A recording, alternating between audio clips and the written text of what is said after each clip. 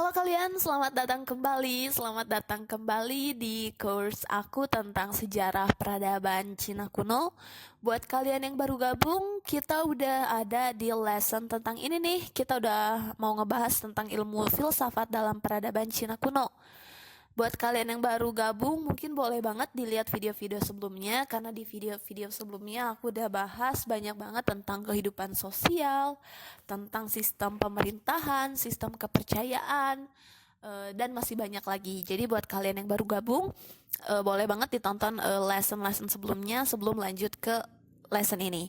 And buat kalian yang udah ngikutin terus dari awal lesson yang aku buat, selamat bergabung. Kali ini kita bakalan ngebahas tentang ini nih.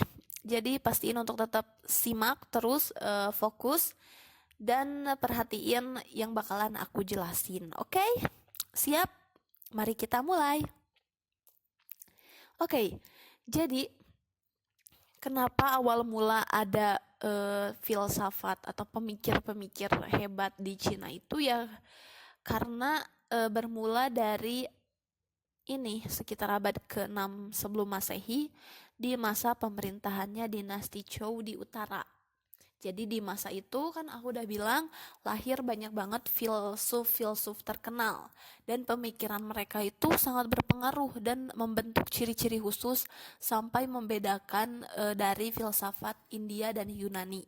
Nah, jadi ada beberapa tokoh nih yang terkenal banget di zamannya dinasti Zhou itu dan jadi filsuf terkenal. Yang pertama itu ada Kongfuce, ada Lause, ada Mengse, dan ada juga Chuangzi. Jadi mereka ini dianggap sebagai peletak dasar dari filsafat Cina. Ini awal mulanya ya. Jadi awal mulanya itu ada sekitar abad ke-6 sebelum Masehi. Oke? Paham? Paham ya? Next, kenapa bisa mereka itu berpikir sedemikian rupa? Kenapa bisa mereka itu jadi filsuf-filsuf besar yang terkenal? Kenapa bisa juga mereka sampai memikirkan ini itu dan sebagainya macamnya? Jadi semuanya itu dilatar belakangi keadaan negeri Cina saat itu.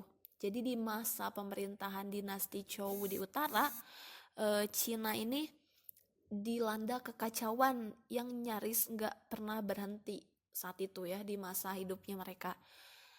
Jadi pemerintahan dinasti Zhou ini mengalami perpecahan yang hebat banget gitu. Banyak perang berkecamuk di antara raja-raja kecil yang pengen menguasai wilayah yang berbeda-beda. Sebagai akibatnya rakyat pun jadi sengsara. Imbasnya rakyat jadi sengsara, rakyat jadi menderita gitu. Mereka itu jadi kelaparan, ratusan ribu meninggal, bahkan dari peperangan-peperangan itu banyak banget kan pemberontakan sampai ya imbasnya juga membuat rakyat menderita gitu. Dan gak ada pemerintahan pusat yang kuat saat itu, jadi bikin sejumlah kaum terpelajar bangkit untuk memikirkan masa depan bangsa mereka gitu. Jadi awal mula kenapa filsuf-filsuf besar itu lahir ya karena melihat dari kondisi negeri mereka gitu yang udah kacau, udah berantakan, rakyat udah nggak keurusin lagi. Akhirnya mereka inisiatif untuk menata kembali kehidupan sosial dan moral mereka gitu. Jadi ini ya alasan latar belakang kenapa lahir filsuf-filsuf di zaman dinasti Zhou itu. Oke, dan secara umum filsafat Cina ini bisa dibagi atau diperiodisasikan menjadi menjadi empat, sorry. Yang pertama itu zaman klasik, yang kedua itu zaman Neo-Taoisme dan Buddhisme, yang ketiga itu zaman Neo-Konfusianisme, dan yang keempat itu zaman modern. Kayak gimana sih itu satu-satunya bakalan aku bahas dong, tenang. Oke. Jadi di zaman klasik ini ada beberapa aliran kepercayaan ya yang ada gitu di zaman ini. Jadi menurut tradisi periode ini tuh ditandai oleh 100 sekolah filsafat. Jadi ada 100 aliran yang semuanya punya ajaran yang berbeda gitu.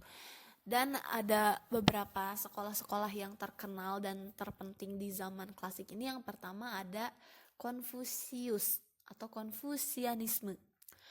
Jadi Konfusius itu adalah ajaran yang diajarkan oleh Kongfuce mungkin jadi susah namanya kalau Konfuse gitu.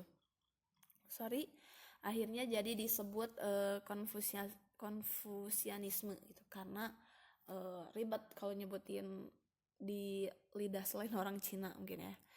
Nah, ajarannya itu mencakup bidang pemerintahan dan keluarga yang didasarkan pada pelaksanaan hak dan kewajiban dari masing-masing individu dengan kedudukannya. Jadi dia itu mengajarkan bahwa manusia sendirilah yang bisa menjadikan Tao itu luhur dan mulia. Tao itu jalan ya, menjadikan jalan yang mulia kalau ia hidup dengan baik gitu. Ini kepercayaan dari Confucius. Next ada Taoisme. Taoisme ini diajarkan oleh Lao Tzu. Lao Tzu ini hidup di sekitar abad 550 sebelum Masehi. Jadi Lao Tzu ini ajarannya berjauhan gitu, kontras dengan ajaran yang diajarkan oleh Konfuse. Jadi menurut Lao Tzu itu bukan jalan manusia, tetapi jalan alamlah yang bisa merubah Tao. Jadi Taoisme ini mengajarkan orang supaya bisa menerima nasib atau mengikuti jalan yang ditentukan oleh alam dan menolak kehidupan duniawi. Jadi menurut Lao Tzu ini nih, segala peristiwa alam dan perjalanan hidup manusia ini dikendalikan oleh kekuatan gaib tertinggi yang disebut Tao. Jadi ajaran Lao Tzu ini lebih metafisika, sedangkan ajaran Confucius itu lebih ke etika gitu.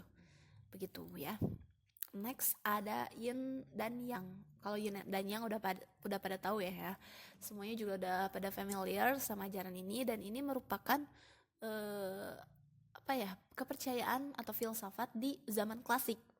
Jadi Yin dan Yang ini mengajarkan kalau segala sesuatu dalam kenyataan kita itu merupakan sintesis harmonis dari derajat yin tertentu dan derajat yang tertentu gitu. Next ada Moisme.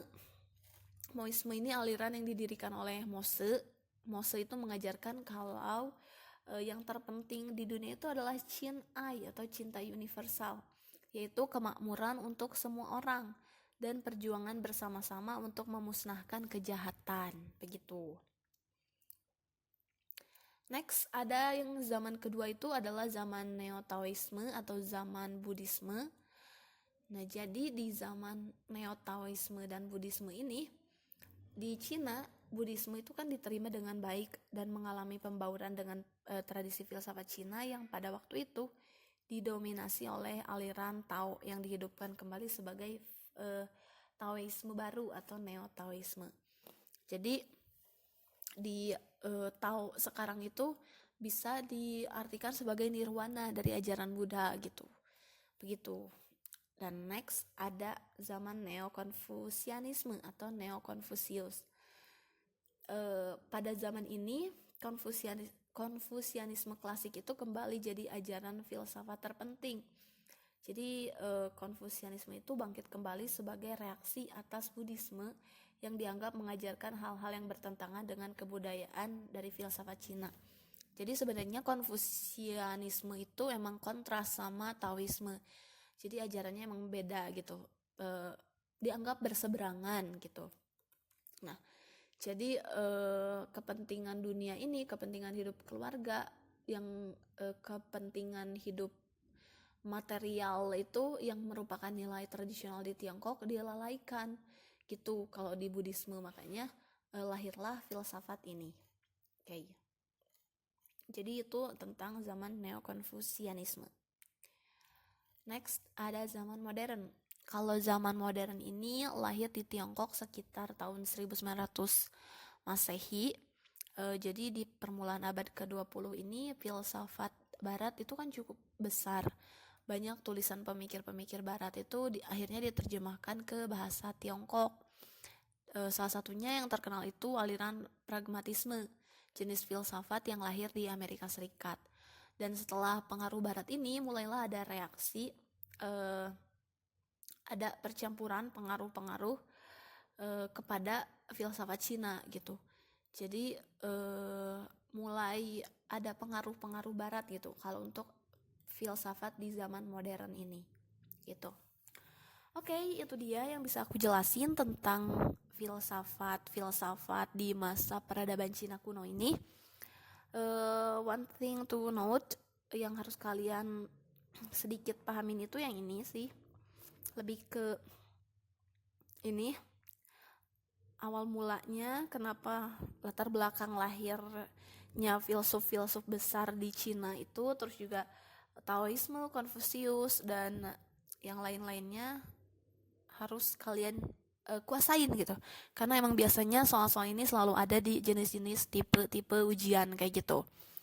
Jadi ya semangat dihafalinnya, semangat dimengertinya sih, bukan dihafalin ya, karena untuk dihafalin itu terlalu rumit gitu. Jadi semoga setelah nonton video lesson ini jadi makin cerah nih pengetahuannya tentang filsafat di Cina kuno ini. Oke, next aku bakalan bahas lagi tentang yang lain lagi tentang peradaban Cina kuno ini. Jadi pastiin untuk tetap stay tune. Jangan lupa juga like and share videonya, dan sampai jumpa di lesson berikutnya. Bye bye.